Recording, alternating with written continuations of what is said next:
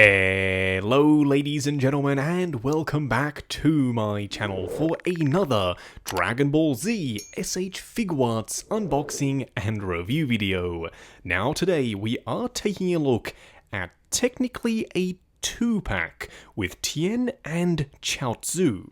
Now I personally do own the original, and I was perfectly satisfied with it, except for one key part, and that was Chiaotzu himself. He was rather terrible, whereas this one is fully articulated, so yeah, I'm pretty darn excited to get these two out here. Now I got mine from toyswonderland.com. Link for that is of course down in the description below. They do have 12-month installment plans and an awesome reward system. What we are going to do now though is get the box laying flat in the light box and do the unboxing. Here of course we have the box art, and it's done in the usual Dragon Ball Z Figuarts style. We do have an open window showcasing both Tien and Chiaotzu, 2 images on the front with both characters, and then a bunch of silhouette shots wrapping around the side. We then have a few more product shots on the back here. Now, I personally am really interested to compare the 2 different versions of Tien. Now, the original one is more based off his appearance in the Saiyan saga, whereas this one is kind of based off his appearance in the Cell saga. I know a lot of people do prefer this look, so much so that they were actually getting conversion kits and somehow placing the shirt piece over the top of the bare-chested original. Either way, here we have him. First in-hand impressions are, wow, the colours on the outfit are very vibrant, and he also does have a ton of shading here. As for Chiaotzu, he is incredibly small. I'm pretty sure this is the smallest fully jointed body that we've ever gotten from Bandai. What we are going to do now though is get all of their accessories laid out in the light box and take a closer look at everything they come with. Here we have all the parts and pieces that come with Tien and Chiaotzu. Now I decided not to take a look at Chiaotzu in this segment, because I think that does him a disservice. He's a figure, not an accessory, at least for me. But starting off with Tien's head sculpts, he does come with 4, just like the original. I do think these are superior. I like the size and the shape better. The printing is very crisp and clean on the eyes, the eyebrows, and also inside the mouth there. And you do get a ton of options, so depending on what you want your Tien to be doing, he can be shocked, he can be angry, or he can just be straight up furious, potentially when he's using his tri-beam cannon hands. They've done these in the same way as the original as well.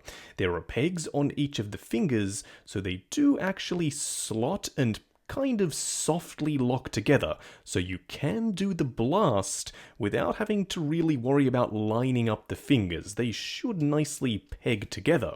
You do also get a couple of other hands, as you would expect. Now, something that I didn't necessarily expect is that Chiaotzu also comes with some hands, and they are absolutely tiny.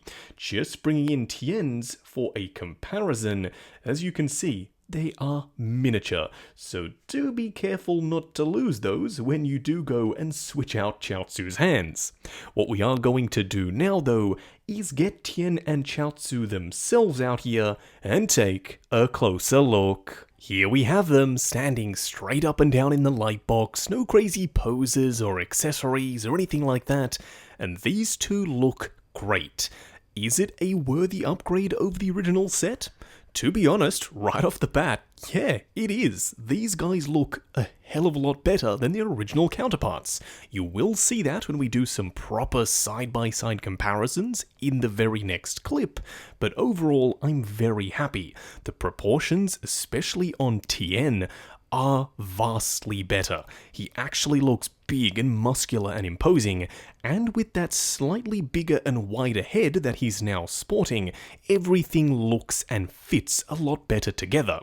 And then we get to Chiaotzu, who is a massive improvement, because now he's an actual figure, not just a little static plastic thing. So yeah, even though it's early on in the video, I am very happy. Here we have Tien up close and personal.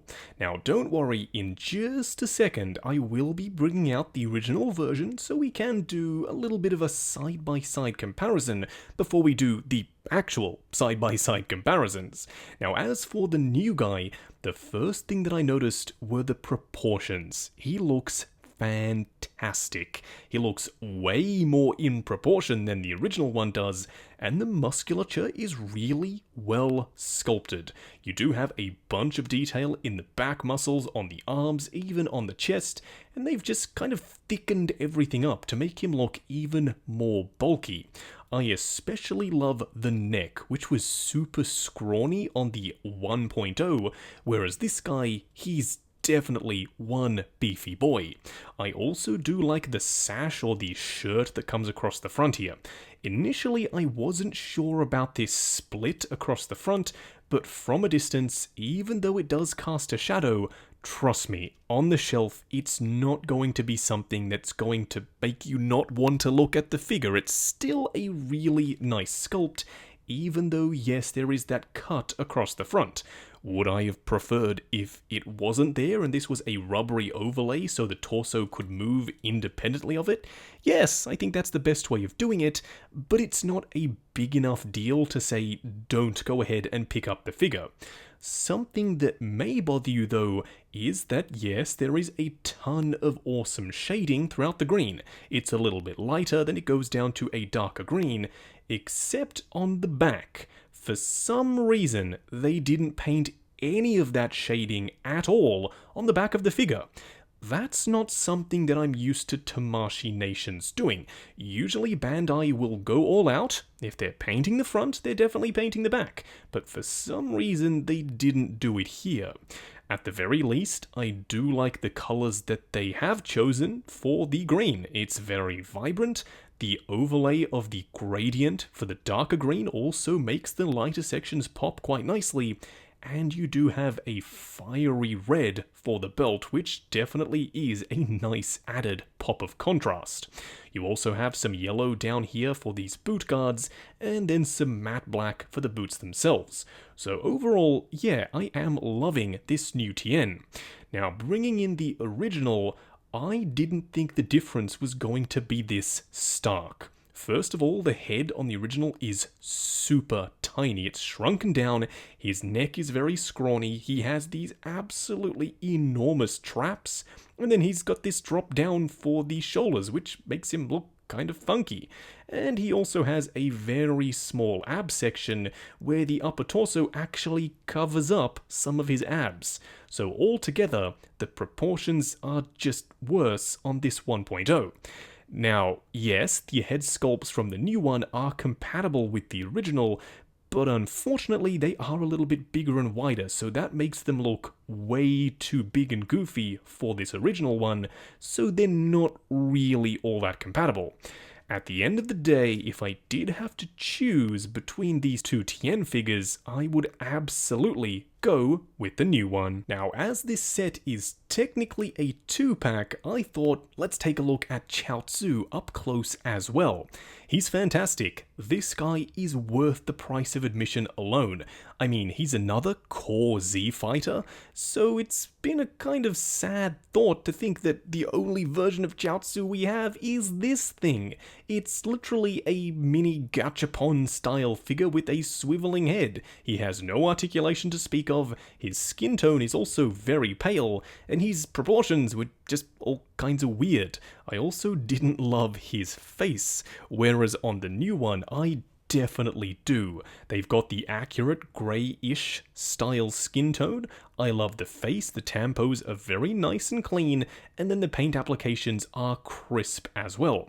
There is no shading to speak of, and he doesn't come with any swap-out heads, as you saw in the accessory segment, but that's totally fine with me, because technically, in and of himself, he is an accessory, even though I do class this as a 2-pack.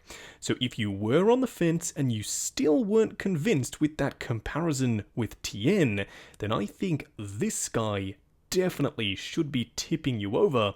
because he is truly a massive upgrade over this thing that we got originally. Now for a quick side-by-side comparison, and I know you've already seen these two standing next to each other, but here they are once again. And now that you can actually see the entire figure right up next to the new guy, I do think it becomes even clearer which one is the superior of the two. It's the new one. He just looks so much better. The head being slightly wider and bigger gives him a proper Dragon Ball Z appearance, whereas I think potentially the original one does fit in slightly better with that early artwork, maybe even leaning towards Dragon Ball rather than Dragon Ball Z. Now from the waist down they are identical. The legs are exactly the same in terms of the sculpt, the paint applications are slightly different as we've already discussed, but from the waist up, it's pretty much all new. There might be some reuse in terms of parts and pieces on the arms, but the way it comes together with the upper and lower torso, the thicker neck and the wider head sculpt, it just looks a lot better. Next up, here we have the core Z fighters fully assembled. Well, except for Krillin. For some reason, I never purchased the 1.0 and now he is incredibly expensive to pick up, but I do have the 2.0 coming. So when he eventually gets here, we will do this comparison once again. But for now, these guys look great standing together. And yes, finally, I went to my storage unit and I picked up my Figuarts. So now I can do proper comparisons whenever I do these reviews, because that's one thing that I personally at least thought the reviews were lacking, seeing the various teams and the characters standing together. But now, as you can see, this new Tien fits in perfectly along with the rest of the crew. Just going over articulation on Tien. Now bear in mind, this is my personal copy of the figure, so I'm going to be a little bit more careful. I'm sure when you get yours in hand, you can push the joints slightly further than I'm willing to go. Now starting off with the head sculpt, it is on a double ball peg at the base of the head itself and also at the neck. So going forward to about there, going back to there, swivel and pivot side to side. The arms will move differently depending on which side you're going for.